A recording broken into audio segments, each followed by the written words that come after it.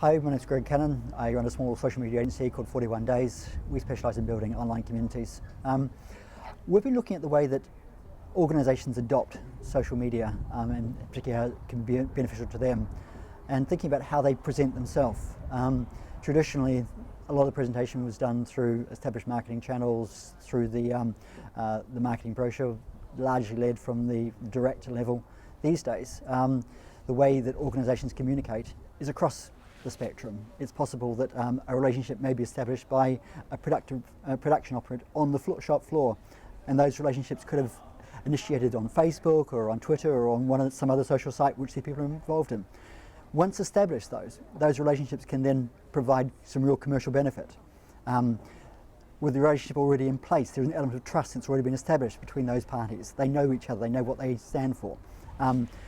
They may not necessarily know much about the organisation, what they do, or how they can work together, but at least at a personal level, they've established those relationships. Those are important. How you then exploit those, how you use those in your companies, really, I suppose, up to the way your organisation works and how you can actually encourage people to think about the relationships you've got and the benefit they obviously provide to your business in a commercial sense. I think what I'm interested in is the way that, in a Welsh context, the way that the established agencies look to support and collaborate on new ways of actually bringing about projects. We know we've got funding issues here.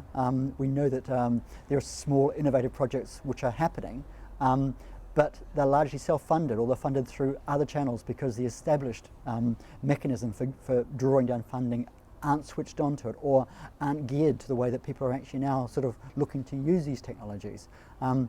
What I'd like to see is the way that new ways of actually funding and supporting projects can actually be explored. So if somebody puts a group together which has got the right team, the right idea, and maybe even some initial seed funding, that we can then bring in some additional funding from the higher level to take it on to the next stage, which can then use an accelerator approach and actually bring in the kind of money we need to really make those projects into something viable and really interesting.